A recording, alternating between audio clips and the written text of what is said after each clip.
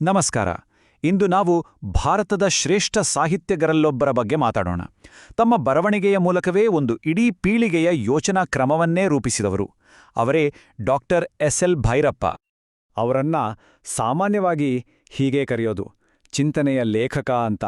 ಆದರೆ ಇದೆಯಲ್ಲ, ಇದು ಬರೀ ಒಂದು ಬಿರುದು ಅಂತ ಅನ್ಕೋಬೇಡಿ. ಇದು ಅವರ ಇಡೀ ಬರವಣಿಗೆಯ ಸಾರಾಂಶ. ಹೌದು, ಈ ಒಂದೇ ಒಂದು ಪದ ಅವರ ಸಾಹಿತ್ಯದ ಆತ್ಮ. ಸರಿ, ಹಾಗಾದ್ರೆ ಭಾರತೀಯ ಸಾಹಿತ್ಯದ ವಿಶಾಲ ಜಗತ್ತಿನಲ್ಲಿ ಇವರ ಸ್ಥಾನ ಎಂಥದ್ದು? ನೋಡಿ, ಇವರು ಕೇವಲ ಕನ್ನಡಕ್ಕೆ ಸೀಮಿತರಾದವರಲ್ಲ, ಖಂಡಿತ ಅಲ್ಲ. ಆಧುನಿಕ ಭಾರತೀಯ ಸಾಹಿತ್ಯವನ್ನ ರೂಪಿಸಿದ ಕೆಲವು ಪ್ರಮುಖರಲ್ಲಿ ಇವರು ಒಬ್ಬರು. ನಿಜವಾದ ಅರ್ಥದಲ್ಲಿ ಒಬ್ಬ ಸಾಹಿತ್ಯಿಕ ದಿಗ್ಗಜ. ಯಾಕಂದ್ರೆ ಅವರು ಕೇವಲ ಒಬ್ಬ ಕಾದಂಬರಿಕಾರ ಅಂತ ಹೇಳಿದ್ರೆ ಸಾಲ್ದು, ಒಬ್ಬ ಮಹಾನ್ ತತ್ವಜ್ಞಾನಿ ಕೂಡ, ಜೊತೆಗೆ ಒಬ್ಬ ಅದ್ಭುತ ಪ್ರಾಧ್ಯಾಪಕ ಕೂಡ. ಈ ಮೂರು ಪಾತ್ರಗಳನ್ನ ಎಷ್ಟು ಸಮರ್ಥವಾಗಿ ನಿಭಾಯಿಸಿದ್ರು ಅಂದ್ರೆ ಸಾಹಿತ್ಯ ಲೋಕದ ಚಿತ್ರಣವನ್ನೇ ಬದಲಾಯಿಸ್ಬಿಟ್ರು. ಸರಿ, ಇಷ್ಟೆಲ್ಲ ಸಾಧನೆ ಮಾಡಿದ ಆ ಲೇಖನಿಯ ಹಿಂದಿನ ವ್ಯಕ್ತಿ ಯಾರೋ, ಅವರ ಹಿನ್ನೆಲೆ ಏನು? ಬನ್ನಿ ಸ್ವಲ್ಪ ನೋಡೋಣ. ಅವರ ಪೂರ್ಣ ಹೆಸರು ಶ್ರೀಲಕ್ಷ್ಮೀನಾರಾಯಣ ಭೈರಪ್ಪ. ಜನಿಸಿದ್ದು 1931 ಜುಲೈ 20ರಂದು. ಎಲ್ಲಿ ಅಂದ್ರೆ ಕರ್ನಾಟಕದ ಹಾಸನ ಜಿಲ್ಲೆಯ ಸಂತೇಶಿವರ ಅನ್ನೋ ಒಂದು ಪುಟ್ಟ ಹಳ್ಳಿಯಲ್ಲಿ.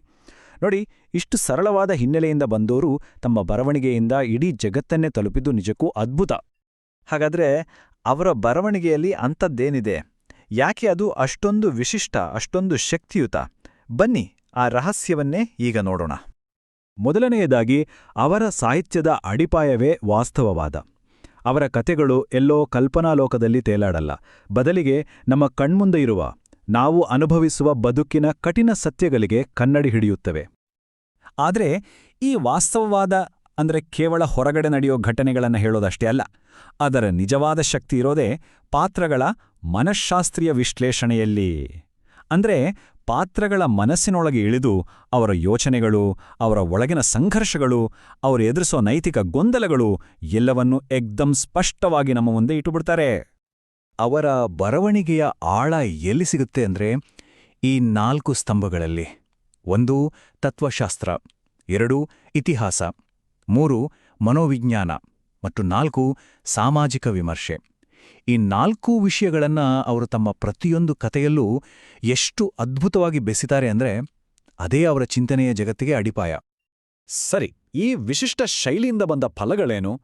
ಕನ್ನಡ ಸಾಹಿತ್ಯಕ್ಕೆ ಕೆಲವು ಅಮರ ಕೃತಿಗಳು ಸಿಕ್ಕಿವೆ, ಜೊತೆಗೆ ಅವರಿಗೆ ಸಂದ ಗೌರವಗಳ ಪಟ್ಟಿಯೂ ದೊಡ್ಡದಿದೆ.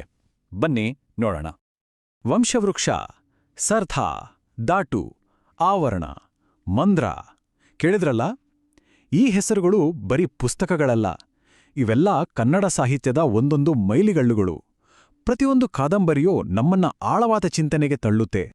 ಅವರ ಈ ಸಾಹಿತ್ಯಿಕ ಪಯಣದಲ್ಲಿ ಮನ್ನಣೆ ಅನ್ನೋದು ನಿರಂತರವಾಗಿ ಸಿಕ್ಕಿದೆ. ನೋಡಿ, 1966ರಲ್ಲಿ ವಂಶವೃಕ್ಷಕ್ಕೆ ಕನ್ನಡ ಸಾಹಿತ್ಯ ಅಕಾಡೆಮಿ ಪ್ರಶಸ್ತಿ ಸಿಕ್ತು.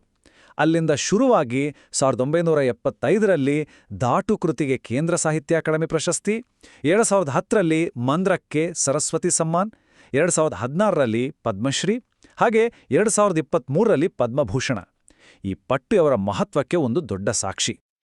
ಸರಿ, ಪುಸ್ತಕಗಳು, ಪ್ರಶಸ್ತಿಗಳು ಇವೆಲ್ಲ ಓಕೆ, ಆದರೆ ಅತಿ ಮುಖ್ಯವಾದ ಅಂಶ ಅಂದ್ರೆ ಅವರ ಪ್ರಭಾವ.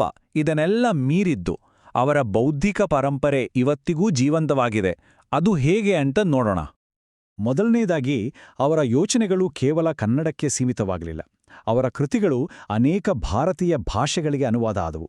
ಇದರಿಂದ ಏನಾಯ್ತು ಅಂದ್ರೆ ಇಡೀ ದೇಶದಾದ್ಯಂತ ದೊಡ್ಡ ದೊಡ್ಡ ಚರ್ಚೆಗಳು, ಸಂವಾದಗಳು ಶುರುವಾದವು. ಅಕ್ಷರಶಃ ಅವರ ಚಿಂತನೆಗಳು ಭಾಷೆಯ ಗಡಿಯನ್ನ ದಾಟಿ ಹೋದವು. ಹಾಗೆ ನೋಡಿದ್ರೆ ಅವರ ಪ್ರಭಾವ ಸಾಹಿತ್ಯವನ್ನ ದಾಟಿ ಬೇರೆ ಕ್ಷೇತ್ರಗಳ ಮೇಲೂ ಆಗಿದೆ. ಉದಾಹರಣೆಗೆ ಇತಿಹಾಸ. ಈಗಾಗಲೇ ಇರೋ ಐತಿಹಾಸಿಕ ಕಥನಗಳನ್ನ ಮರುಪರಿಶೀಲಿಸುವಂತೆ ನಮ್ಮನ್ನ ಪ್ರೇರೇಪಿಸ್ತಾರೆ. ಸಂಸ್ಕೃತಿಯ ವಿಷಯಕ್ಕೆ ಬಂದ್ರೆ ಭಾರತೀಯ ಮೌಲ್ಯಗಳು, ಸಂಪ್ರದಾಯಗಳ ಬಗ್ಗೆ ಆಳವಾಗಿ ಯೋಚಿಸುವಂತೆ ಮಾಡ್ತಾರೆ. ಧರ್ಮದ ವಿಷಯದಲ್ಲಿ ಬಹಳ ಸಂಕೀರ್ಣವಾದ ತಾತ್ವಿಕ ಪ್ರಶ್ನೆಗಳನ್ನು ಎತ್ತಾರೆ. ಕೊನೆಗೆ ಸಮಾಜ, ನಮ್ಮ ಸಾಮಾಜಿಕ ರಚನೆಗಳನ್ನ, ಮಾನವ ನಡವಳಿಕೆಯನ್ನ ಕಟುವಾಗಿ ವಿಮರ್ಶಿಸ್ತಾರೆ. ಹೀಗೆ ಈ ಎಲ್ಲ ಕ್ಷೇತ್ರಗಳಲ್ಲೂ ಅವರ ಚಿಂತನೆಗಳು ಒಂದು ದೊಡ್ಡ ಸಂಚಲನವನ್ನೇ ಸೃಷ್ಟಿಸಿವೆ. ಕೊನೆಯದಾಗಿ ಒಂದು ಮುಖ್ಯವಾದ ಪ್ರಶ್ನೆಯೊಂದಿಗೆ ಈ ಚರ್ಚೆಯನ್ನ ಮುಗಿಸೋಣ. ಭೈರಪ್ಪನವರು ತಮ್ಮ ಕೃತಿಗಳಲ್ಲಿ ಭಾರತೀಯ ಅಸ್ಮಿತೆಯ ಬಗ್ಗೆ ಸದಾ ಹುಡುಕಾಟ ನಡೆಸ್ತಾರೆ. ಅವರ ಈ ಅನ್ವೇಷಣೆಗಳು ಇವತ್ತಿನ ಈ 21ನೇ ಶತಮಾನದಲ್ಲಿ ನಮಗೆ ಹೇಗೆಲ್ಲ ಪ್ರಸ್ತುತ ಅಂತ ಅನ್ನಿಸ್ತವೆ? ಈ ಒಂದು ಪ್ರಶ್ನೆ ಖಂಡಿತವಾಗಿಯೂ ನಮ್ಮೆಲ್ಲರನ್ನೂ ಆಳವಾದ ಚಿಂತನೆಗೆ ಹಚ್ಚುತ್ತೆ.